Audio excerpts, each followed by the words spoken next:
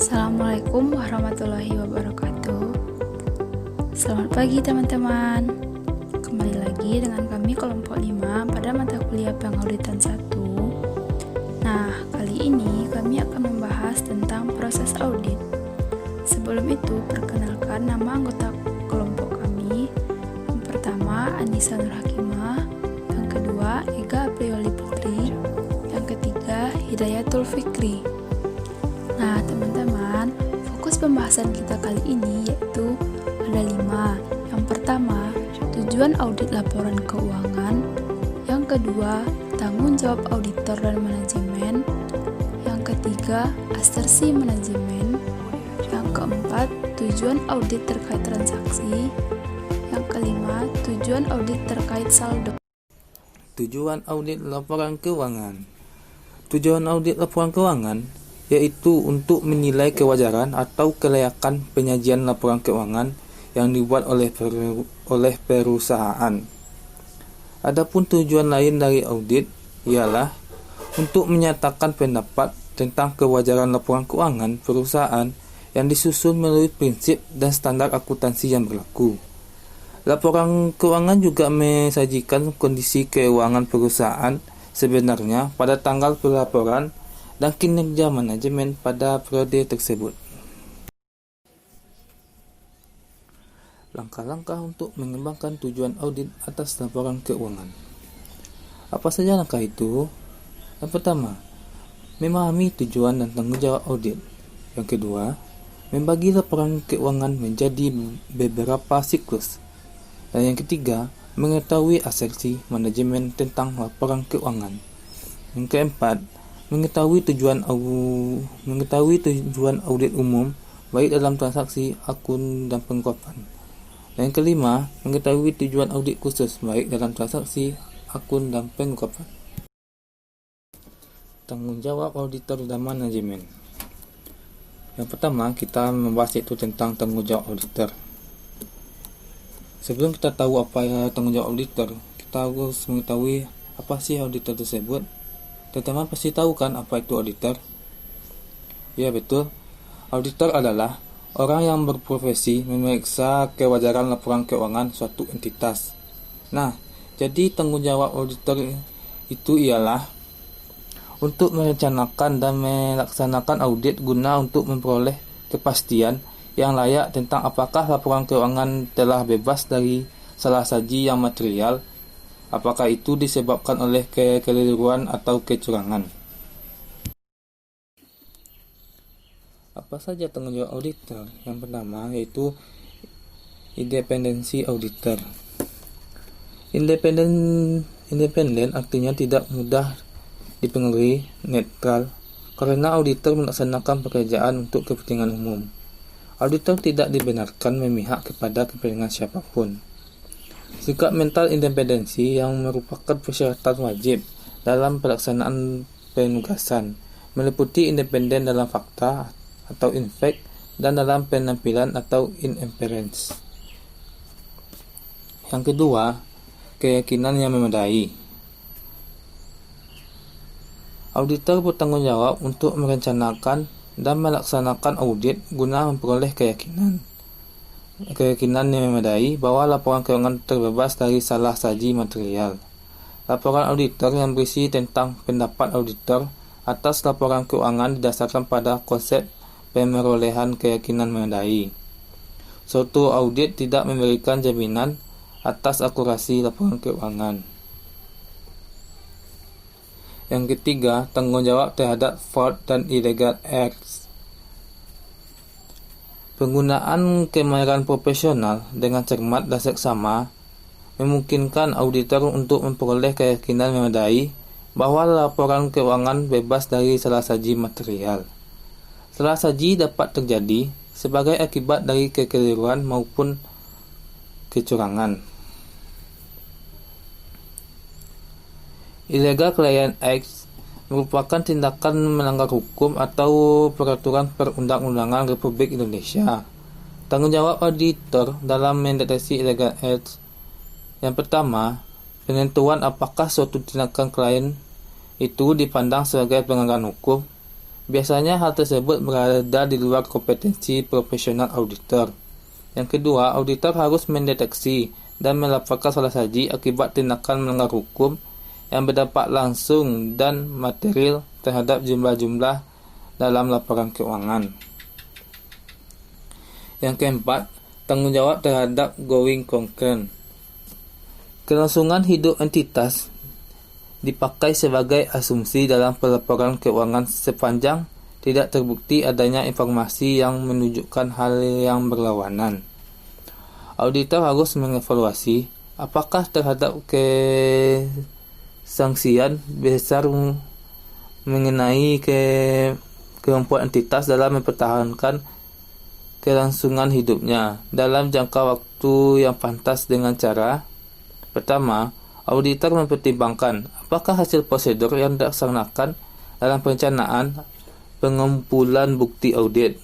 Yang kedua, jika auditor yakin bahwa terhadap kesangsian, maka memperoleh informasi mengenai rencana manajemen, menentukan apakah kemungkinan bahwa rencana tersebut dapat secara efektif dilaksanakan. Yang ketiga, mengevaluasi rencana manajemen. Ia mengambil kesimpulan apakah ia masih memiliki kesangsian besar mengenai kemampuan entitas. Yang kelima, yaitu membuat laporan audit yang independen.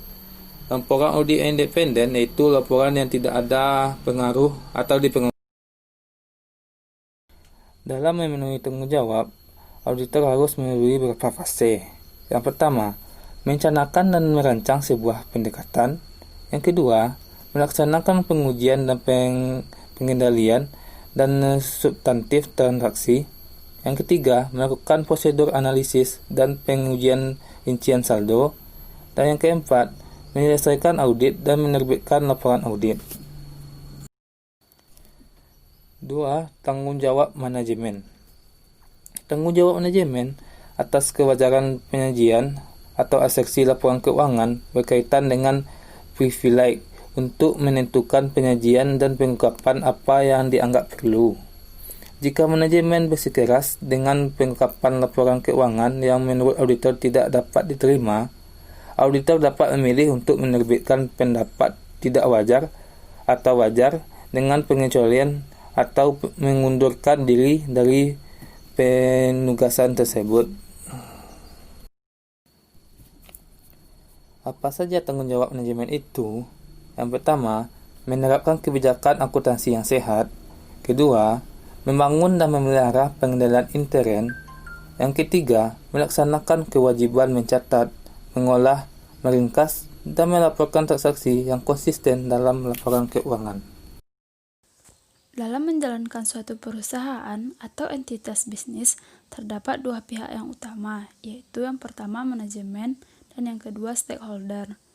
Manajemen bertugas mengelola dan menjalankan bisnis, lalu menyajikan laporan keuangan sebagai sumber informasi bagi para stakeholder. Konflik kepentingan bisa terjadi antara stakeholder dan manajemen yang menyajikan laporan keuangan. Penyebabnya adalah karena tidak adanya keyakinan bahwa manajemen akan memberikan informasi yang benar.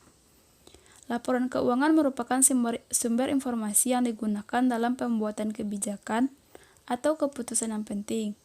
Dengan adanya kompleksitas laporan keuangan yang tinggi, maka risiko terjadinya kesalahan dalam laporan keuangan juga menjadi tinggi. Karena alasan tersebut, maka dibutuhkan audit. Nah, teman-teman pasti tahu kan apa itu audit? Audit tersebut berkaitan dengan asersi-asersi. Sehingga sehubungan dengan itu adanya hubungan dengan asersi manajemen. Apakah itu asersi manajemen? Nah, asersi manajemen merupakan pernyataan manajemen yang terkandung atau dituangkan dalam komponen laporan keuangan. Pernyataan manajemen ini dapat bersifat implisit atau tersirat dan bersifat eksplisit atau tersurat. Nah, asersi manajemen ini tergolong atas 3. Yang pertama, asersi tentang transaksi.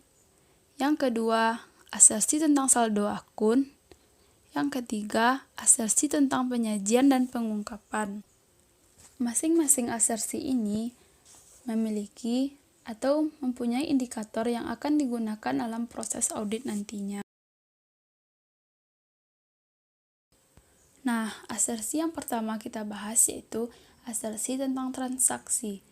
Di dalam asersi tentang transaksi ini terdapat 5 indikator yang perlu diperhatikan. Yang pertama, occurrence, yang kedua, completeness, yang ketiga, accuracy, yang keempat, classification, yang kelima, cut off. Yang pertama yaitu occurrence atau keterjadian, yang berarti seluruh transaksi yang dicatat benar-benar terjadi, tidak adanya fiktif, dan transaksi yang tercatat tersebut bersangkutan dengan entitas tersebut. Yang kedua, completeness atau kelengkapan. Transaksi seluruhnya dicatat dengan lengkap, tanpa ada yang ditinggalkan atau yang dilebih-lebihkan.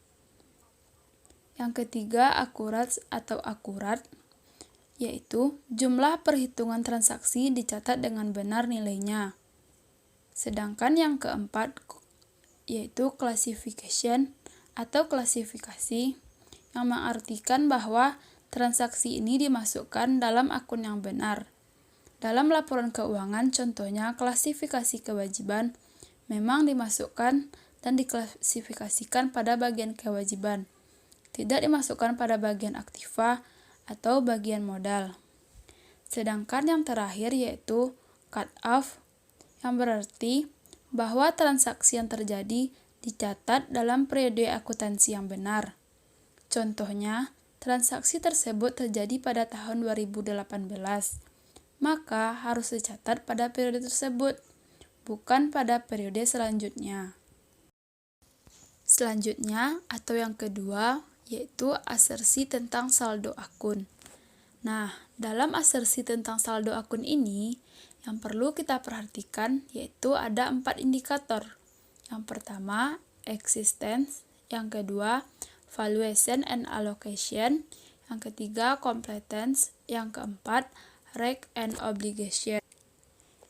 Yang pertama, existence atau keberadaan, yang berarti jumlah saldo akun tersebut benar-benar ada. Misalnya, di dalam laporan keuangan, saldo kas tahun 2019 disajikan dengan nilai sebesar Rp10.800.000. Maka, jumlah nilai tersebut benar-benar adanya sebanyak itu. Yang kedua yaitu valuation and allocation atau penilaian dan alokasi, yaitu di dalam laporan keuangan pada komponen aktiva, kewajiban dan ekuitas, jumlah perhitungan yang dicatat sudah benar dan hasilnya dinilai dengan metode penilaian yang tepat.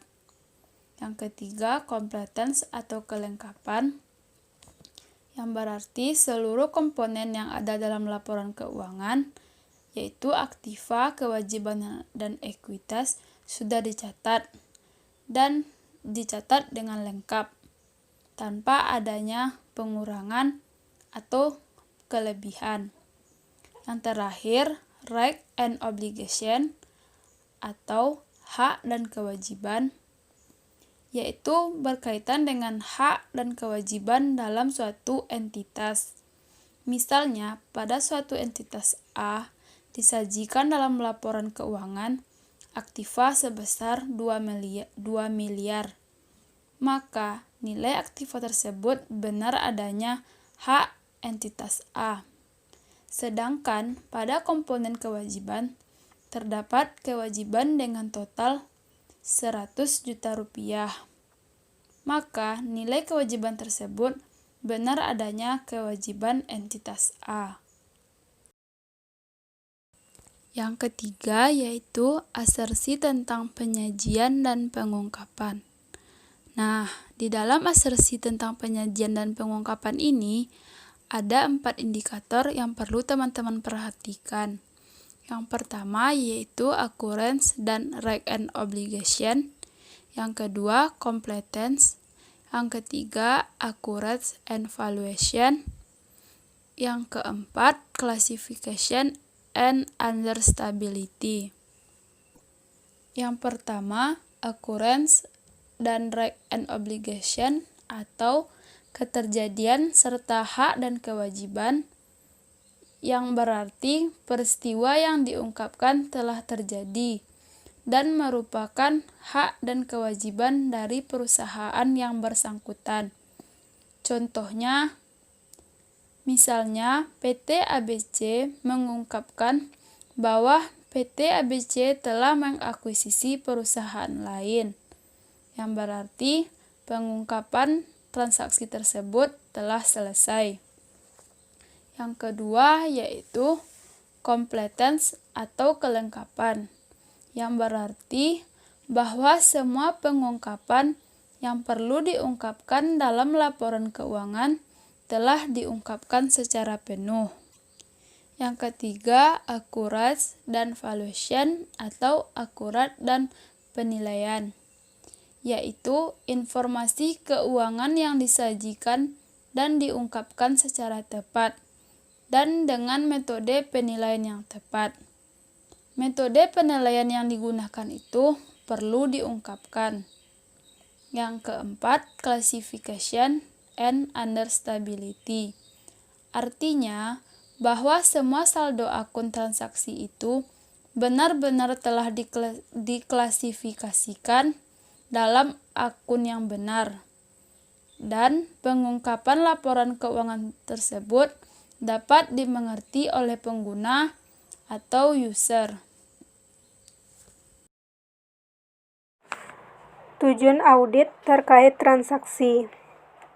Tujuan audit yang terkait dengan transaksi ini dimaksudkan untuk menjadi kerangka kerja yang dapat membantu auditor mengumpulkan bukti audit yang cukup kompeten, sebagaimana yang ditetapkan dalam standar pekerjaan lapangan K3, serta untuk memutuskan jumlah bukti audit yang tepat yang harus dikumpulkan bagi berbagai kelas transaksi yang terdapat dalam suatu lingkup penugasan audit.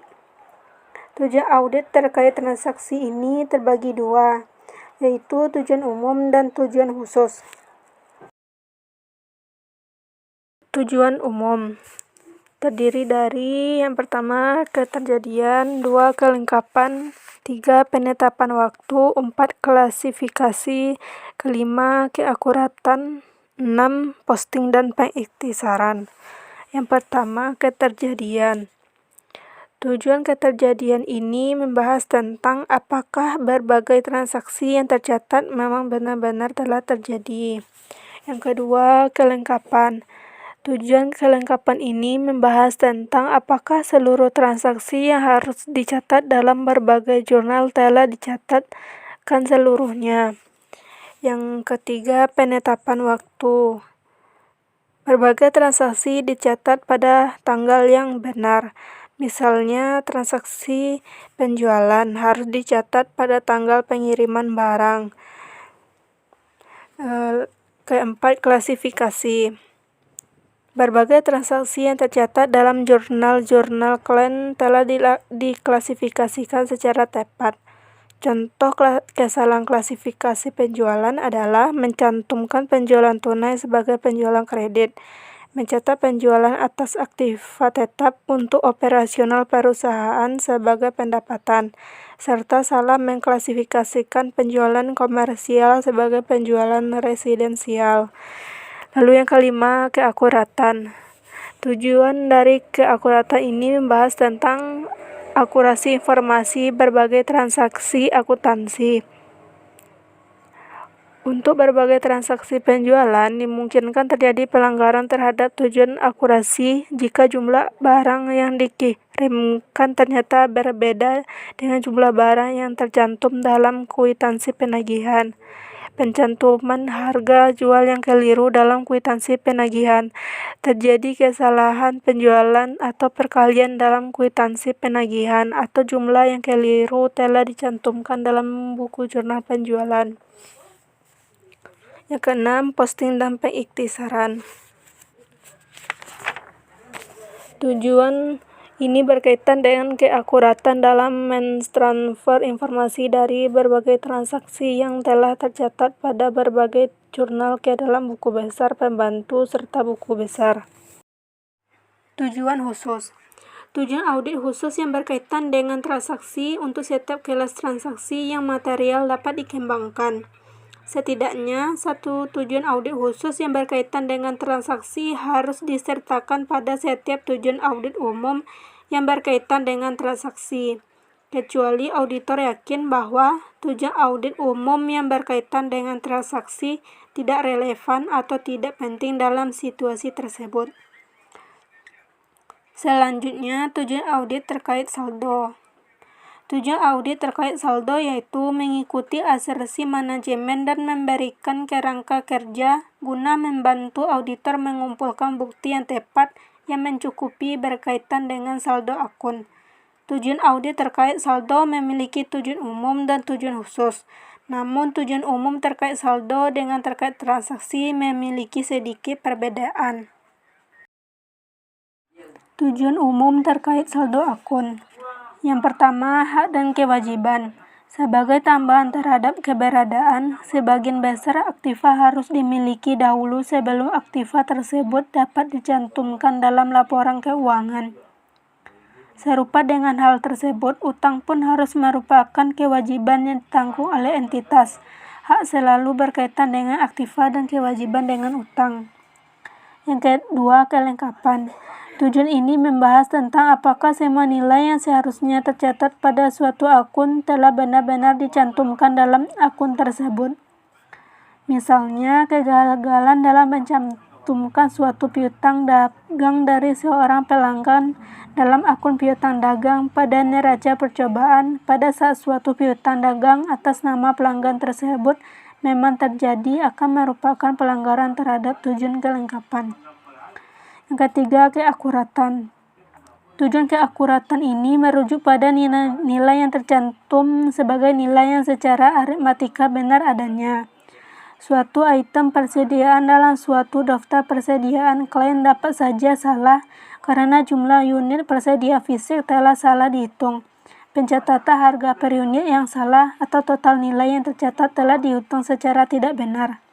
Masing-masing dari setiap hal tersebut merupakan pelanggaran terhadap tujuan keakuratan. Yang keempat, klasifikasi. Klasifikasi melibatkan upaya untuk menentukan apakah item yang tertera dalam suatu daftar klien telah dikategorikan dalam akun-akun yang benar. Sebagai contoh, dalam daftar piutang dagang, piutang-piutang tersebut harus dipisahkan antara piutang jangka pendek dan jangka panjang, serta nilai piutang yang terkait dengan pihak afiliasi para pejabat dan direksi harus diklasifikasikan secara terpisah dari nilai piutang para pelanggan lainnya. Yang kelima, cut-off.